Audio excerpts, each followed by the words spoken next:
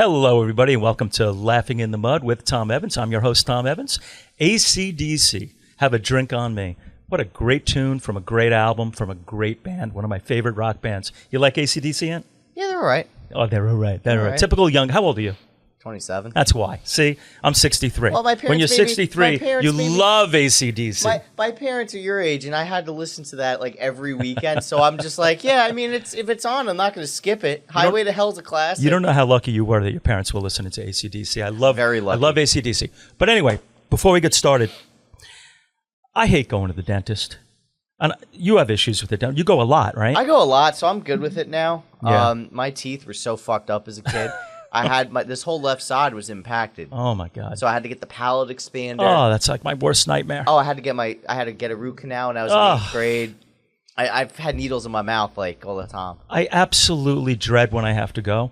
When I was a kid, I had a bunch of cavities.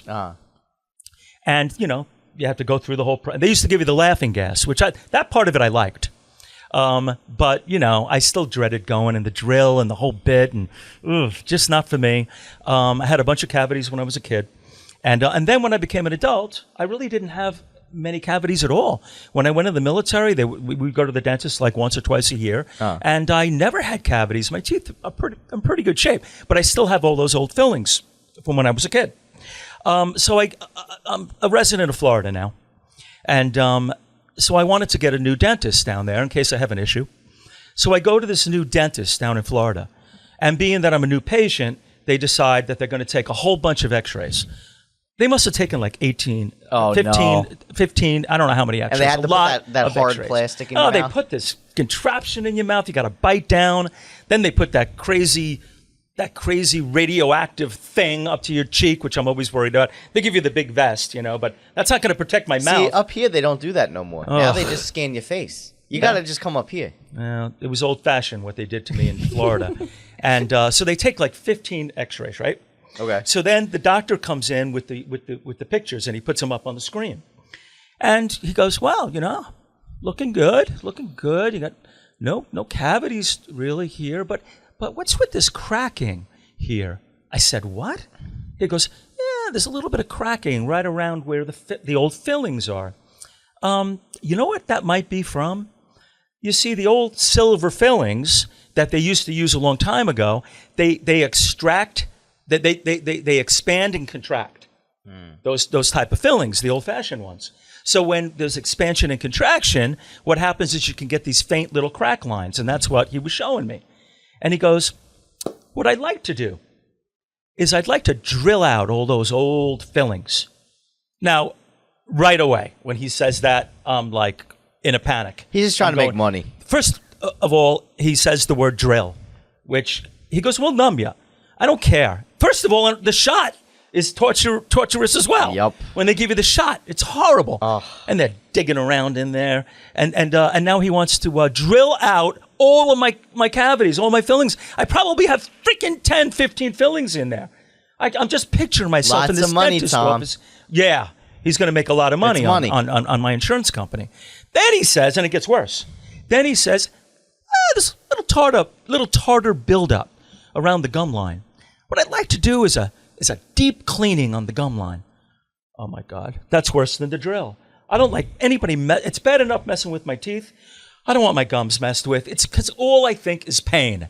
It's going to be painful. Oh, he goes, oh, no, we're going to numb you up. And again, that means the needle. Yeah. I mean, put me out. Give me the propofol. The propofol, is that what he said? Give me the propofol. I'd rather do that. When I got my wisdom teeth removed, I forced them to put me out. Yeah. Normally they do the laughing gas. I'm like, nah, I'm getting knocked out. Right. That's painful. So painful. So and you know what he says? What's that? So we're looking at doing drilling out all the fillings, replacing them with the new modern white fillings, and a deep gum cleaning. And then you know what he says? What? Other than that, you're doing great. I said, other than that, I'm doing great. I said it to him. Yeah. I said, you just said I got to get all my fillings replaced, and you want to do a deep, invasive cleaning on my gums. And you're saying I'm doing fine? I don't know about this. He goes, well, we're going to call you in a few weeks. You have time to make a decision because they want to see if my insurance is good. Apparently, it takes weeks to find out if my insurance will cover all this. So in the meantime, I go home and I'm thinking about this and I'm saying to myself, I'm not doing this. I'm not doing it. I'm not going back. I'm going to go back to my New York dentist because she was great. And she would, I go in there once a year. I used to go twice a year. But when I retired, I started going only once a year just to give myself a little break because I hate going to the dentist. So I go now once a year, and she does the regular gig. She might take an x-ray or two, maybe, usually not. And then she does my cleaning, which I'm not happy about. It's uncomfortable. That high-powered freaking water pistol that they use, and they go around your gum line, which I hate. And there's always You hate that? There's always one spot that hurts me, and I always know when they're going to get to it. You don't like the water pistol? I hate the water pistol. Really? I'm talking about that high-powered thing that they go around. I love that. I hate it's that. great. Really? And then I like the part where they polish the teeth with the mint. Yeah, that's I good. like that part.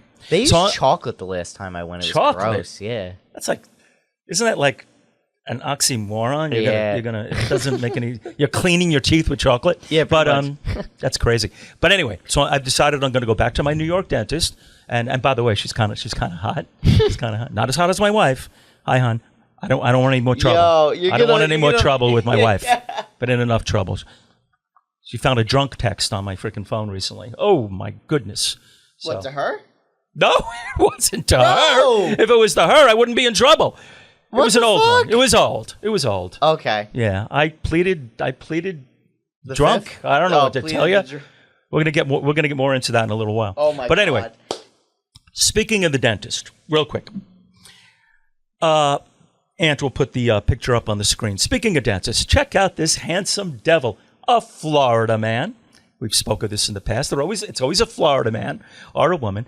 This Florida man was arrested for road rage. However, when he went to court, the judge took it easy on him because, as it turns out, the guy he road raged against was his dentist.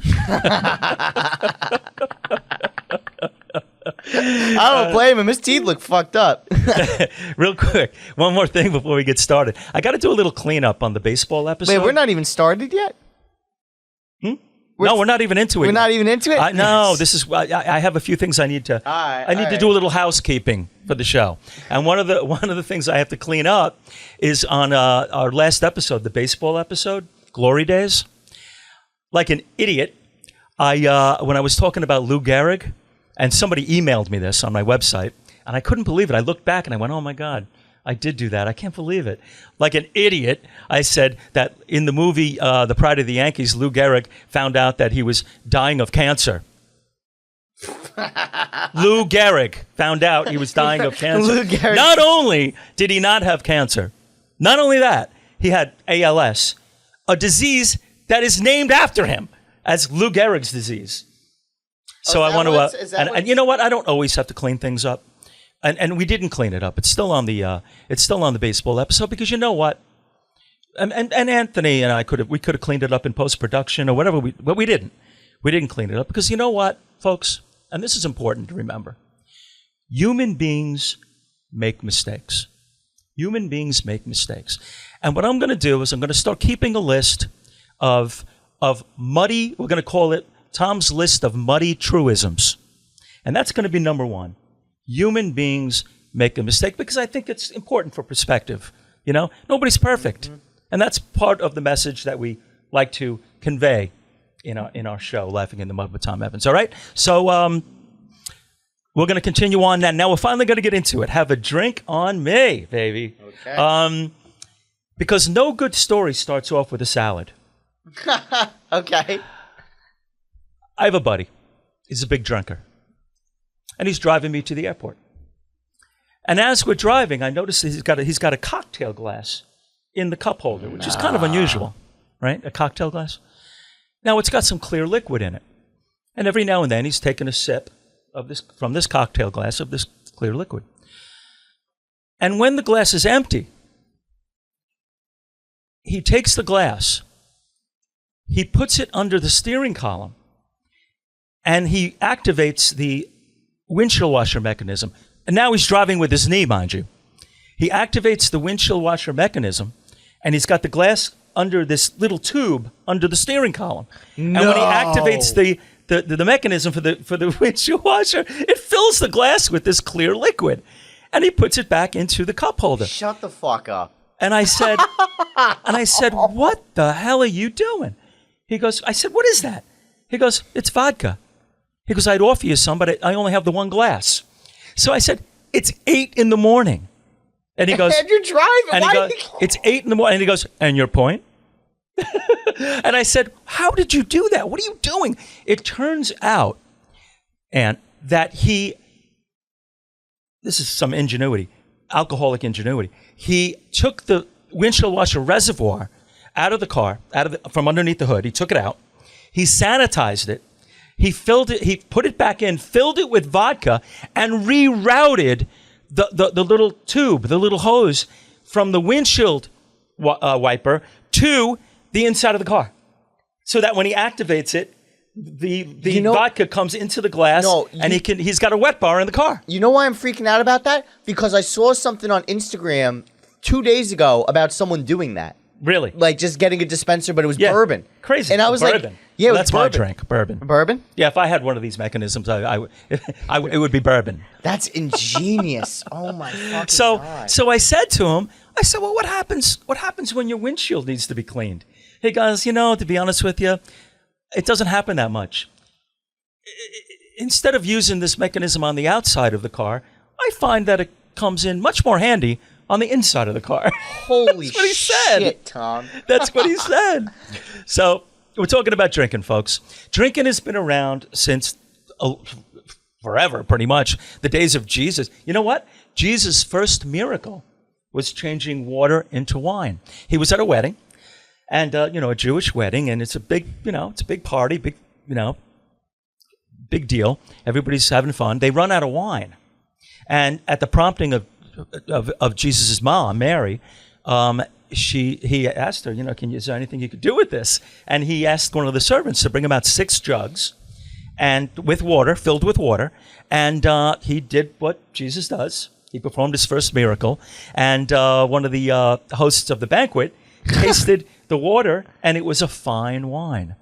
So, that's how he did it. That was his first miracle. Very Pretty cool. crazy. So actually, a lot of the religions over the years, including the Catholic religion, I'm a Catholic. They would look at alcohol as a gift from God. That's what it was looked at, a gift from God. However, and this is an important however, gift from God when used in moderation. Yes. That word moderation, that's a tricky little word right there. Mm-hmm. Because that's where the problem lies, is in the word moderation.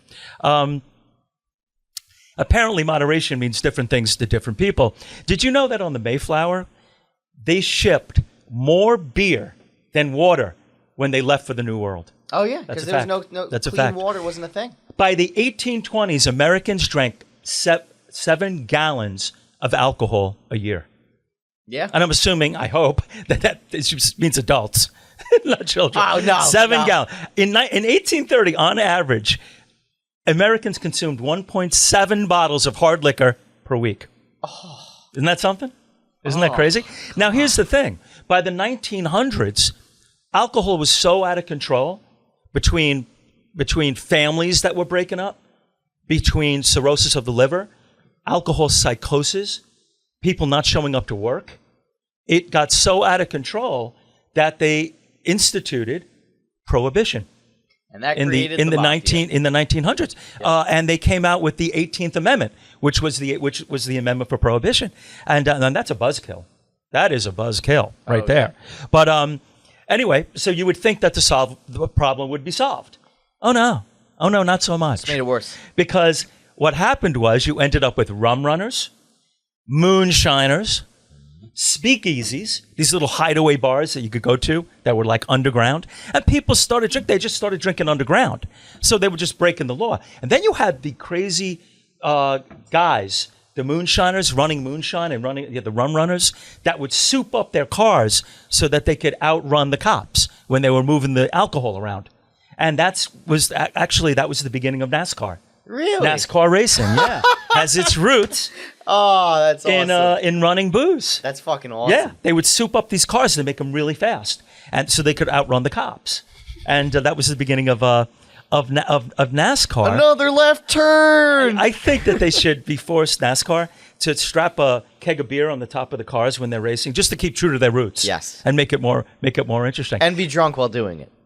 And be drunk while doing it. That would be fantastic. So the public was not happy about Prohibition. They hated it. Most people hated it. And they did polls, and most people didn't like it. But and Franklin Delano Roosevelt yes. picked up on this, and he ran on it for his campaign for president, and he won. And he repealed it in 34, right? And he repealed it in 1933. Very good, Ann. 1933, the 21st Amendment repealed the 18th Amendment, making the 18th Amendment, Prohibition, the only amendment to be repealed in its entirety, which figures. And I'll drink to that. Yes. I'll drink to that. I will too. I'm Irish. My mom is from Dublin. Really? Yeah. My mom, she struggled a little bit with the drink for a few years, but she went cold turkey on it. And she beat it cold turkey, and I'm very proud of her, of my mom for that. She beat it on her own, and she was pretty happy when she stopped drinking. And my mom lived to 90 years old. Wow. She passed a few years ago, and I'm very proud of her for having done that. My dad, not a big drinker at all, but all four of their kids, me and my brother and two sisters, we all drank. Oh, yeah. We all drank. A long time ago, when I saw a very young Bill Maher. You know Bill Maher, he's got the show. Yes. He was doing a stand-up routine, and he did this whole funny thing on the Irish. He said that, it's too bad all the mean countries have all the oil. It's too bad a country like Ireland doesn't have all the oil, because Ireland is such a passive country. Irish people are very passive. They'd be like, oil, take it away. Can you drink it? No, take it away. And that was Bill Maher's bit. Unless you're a Protestant, then it's a little different.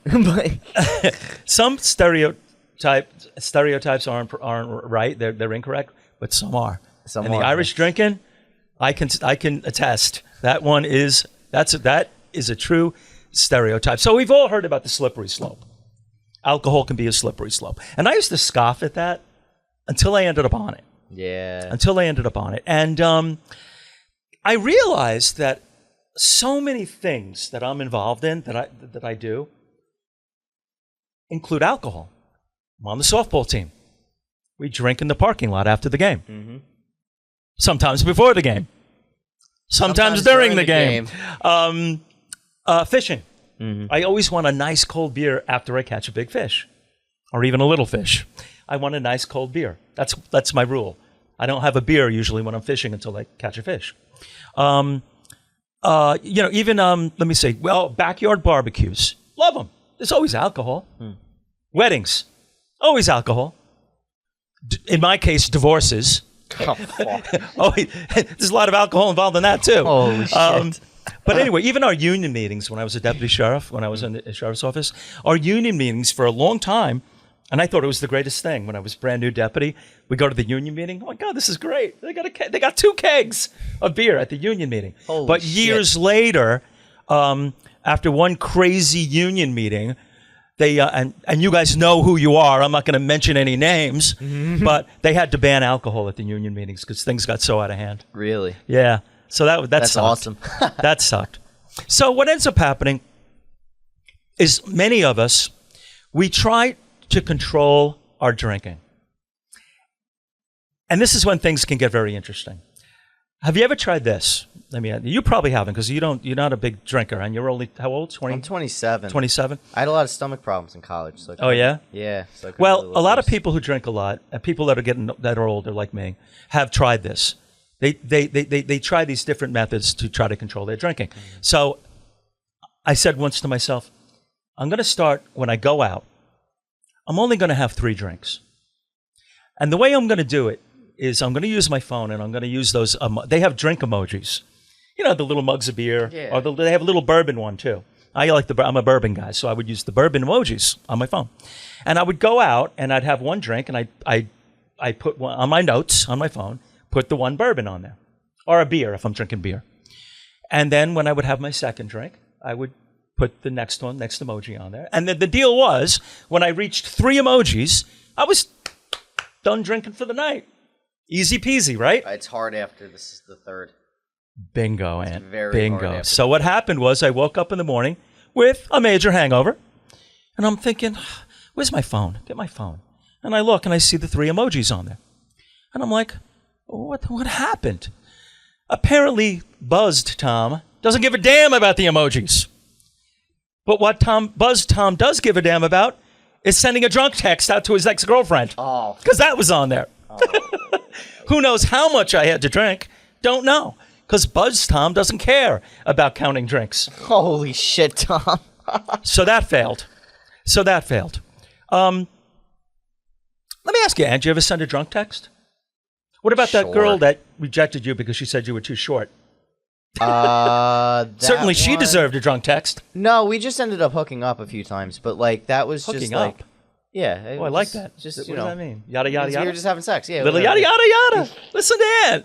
You just had sex. He says we hooked up. She was. I don't know why I let myself. That? I don't know why I let myself do that because it was just like. So let me get this straight though. She originally rejected you for being too short, which I take personally because I'm only 5'7". Shut the fuck up. I'm 5'4", bro. You're 5'4"? Come on. I'm 5'8" on a good day. I tell everybody I'm 5'8" because I round up. I'm 5'7.5".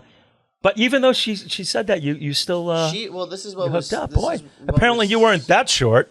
Apparently not. I mean, so she was Not where it counted, I guess. I don't know. She was just I don't know what that was about, but yeah, I mean, I texted a few people. Check like, out drunk. Ann. All Check- right. yeah, I like it. But it's like every time I do it, I'm just like, well, that was dumb, and then like I end up deleting their number because I'm like, that was dumb, and I'm like, have a few drinks. You're going to be trying to find that number. I'll tell you what. Yeah. I'll be like, what happened to this person? I'm like, oh yeah, I blocked them. But there's I don't know. She was weird because like then we started spending more time together, and then she's like, "Oh, I made a mistake for judging you based off your height, and I want to be with you." But then I was like, "Well, now why do you want to be with me? Now that you got to hang out with me and have sex with me, now all of a sudden it's like, yeah." But maybe she's seeing something inside of you she didn't see before. Give her a little credit. Well, that's over. You're a good guy. I ended it a while ago. Oh, I appreciate it though. You have a number? Never mind. Yeah, I'm weak. Yeah. All right, listen. So my drink counting didn't work. So, next. You ready for this one? Okay. I'm only going to drink on special occasions.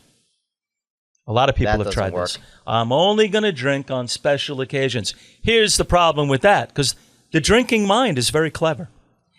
Everything becomes a special occasion.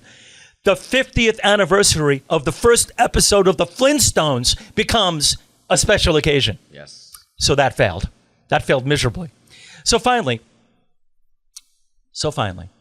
and I know a lot of people have tried this, I'm not going to drink during the week, only on the weekends. And then you binge drink. I went to visit my friends Steve and Anna, who live in Latitude Margaritaville in Florida. Oh. There's a whole bunch of them down there. They're all themed after Jimmy Buffett. Oh, my God. Okay. Cool as can be. All the houses are painted these like coral reef colors. All the streets are named after like Jimmy Buffett songs. They have a tiki bar that has like a cheeseburger in paradise that you can buy. I had one when I was down there. They all have these golf carts that they go around in, and the golf carts are all decked out in like Jimmy Buffett paraphernalia. It's really cool. It's a really, really cool place. Oh, and every house, when you buy one down there, it comes with that blender, that fancy Jimmy Buffett Margaritaville parrot head blender for mixing up margaritas. Yeah, this is true. The house actually comes with that. So I'm with Steve and Anna, and Steve and Anna are employing the no drinking during the week method of drink control. So I'm down there with them, and it's after a long Saturday of drinking in Margaritaville. So I asked my friends, I said, you guys drink like this all the time? And then Anna's like, no. And she's wagging her finger, no. Come Monday, we don't drink at all. Mm-hmm. She said, come Monday. By the way, that's a good Jimmy Buffett song. Come Monday. Come Monday. I only know Margaritaville. It's a good song. Well, Come Monday is a great song. Very famous song, too. But she said, come Monday, we don't drink at all. And because we don't drink during the week. And then Steve chimes in. He goes, you know what? Actually, last Monday, we drank. And she goes, really? It was Labor Day. Oh, it was Labor Day. Well, 3-day weekends, we get to drink. And they said that. If it's a 3-day weekend, we're going to drink on the Monday if it's the 3-day weekend. And it's Labor Day. We got to salute the workforce. And I nodded approvingly. They're right. We got to salute the workforce. So then Steve says, you know what? Think about it. Tuesday. You don't remember, Anna? Taco Tuesday? Oh, that's right. Our friends. They came and they invited us out to Taco Tuesday. 2 for $1 margaritas. And they went out to Taco Tuesday and they had margaritas. But I said to him, you know what? You got to be able to bend. Friends, margaritas, Taco Tuesday. You got to be able to bend. You got to live. So they drank on the Tuesday. And then Anna said, guess what? You drank on Wednesday. We drank on Wednesday. Well, here's the thing. Our son came down from Sarasota. He just got a job promotion. He came with his family. He took us out to dinner. We had to have drinks. He ordered around. We didn't even have a chance to decline it. It was before I knew it, there was a drink on the table. So we drank with our son. We're so proud of him. She was so glowing with pride, Anna was, as she sipped her drink, thinking, we're so proud of our son. And then Steve, I said, he had that look in his eye, and I said, Thursday? The Jimmy Buffett cover band was here. Land Sharks was at Pirate Cove. They only come once a month. I said, once a month? That must be torturous. They only come once a month. So we had to go. We were tailgating with the golf carts. Oh, my God. Well, that's the thing down south when the weather's nice, too. I mean, you're going to be drinking. Yeah, well, you don't have to drink. Alcohol does not help you when you're hot. No. It probably makes things worse. But it's like I get that itch when it's nice out. I'm like, I got to go day drink. So I said, what happens on Friday? What happens on Friday? Well, in Margaritaville, we all officially start our weekends on Friday. And at 5 o'clock on Friday, that's happy hour. And we're in Margaritaville and we all drink. And you know what? We feel we deserve it. With all that non-drinking during the week, we deserve a good drink. Holy shit. And that's called not drinking during the week. But how do you I don't know how you drink that much. And I don't know, me after a second day of drinking, even after a first day, I'm like, I feel like shit. I just don't want to drink anymore. That's called not drinking during the week. Oh my God. And do you see why they call it a slippery slope? It's so easy, to acquiesce to the drink. The drink is powerful. And you made a good point, Ann. When you get to that, when you're in that first drink, everything's good to go. In my book, I use an analogy of the captain's seat in an airplane. If you're the pilot in an airplane and you have the first drink, you're good to go. You're in control still. You're flying your plane. The second drink, an osmosis starts to take place where you're feeling really good. And you probably shouldn't be flying a plane. And I'm just using that as an analogy. I'm using flying a plane as running your life. After that second drink, you're buzzed. And you mentioned it before. The third drink, you're forgetting about emojis. You don't care about emojis. Yeah, you're cooked at that By point. the third drink, you've given up your captain's seat. You're back in coach. You're just going along for the ride. And who knows where we're going to land or how we're going to land. And that's kind of what happens. My buddy goes to AA meetings, a really good friend of mine. I'm going to have him on one of these days. He's a great guy. He's been through everything with drinking and drugging too and everything else. One of my best friends. He was telling me he was at an AA meeting and there was a fella named, and we'll call him Rex because it's very anonymous. Rex got kicked out of the Pagans motorcycle gang because his drinking was too out of control. Wow. Too out of control for the Pagans. The Pagans are an outlaw motorcycle gang. Many of them have warrants for assaults, for murder even. Holy shit. They battle for territory against other bike gangs like Hell's Angels and stuff like that. Aren't they like Nazis too? I don't know about that. I don't know about that. I don't know much about the Pagans, but I know that Rex was too out of control for this particular group. Holy shit. fella, the Grand Poobah, whatever they call him, the area the Grand Wizard main guy of the pagan group had to take Rex on the side. He said, "Listen, you're drinking. You're too out of control. We're gonna have to let you go. We can't count on you. We can't count on you to participate in any of our territorial gang fights or our membership drives or anything like that. You're always too drunk. So I'm sorry. We're going to have to let you go, Rex." And Rex said to himself, "That's it. My drinking has gotten so bad that I have been kicked out of the pagan motorcycle gang. I've hit rock bottom." And I look at it and I think, kicked out of the pagans for being too out of control for your drinking? Apparently rock bottom has a basement. Holy shit. All right, everybody. That's gonna do it for us for today. We're gonna do a lot more shows on drinking, and I'm gonna have some guests that are gonna come on to talk about it. Maybe we can get Rex on. Like to get your girlfriend on, by the way. Anyway. Oh my God. All right, everybody. All right, folks. Don't forget, go to my website, laughinginthemud.com, if you want to drop me an email, or if you want to buy my book, or if you don't. No problem. Go there. You can check out my link for Facebook, Instagram, and my YouTube channel. Thanks for watching Laughing in the Mud with Tom Evans. And remember, like my mom always says, if you don't laugh, you cry. Have a great week, everybody.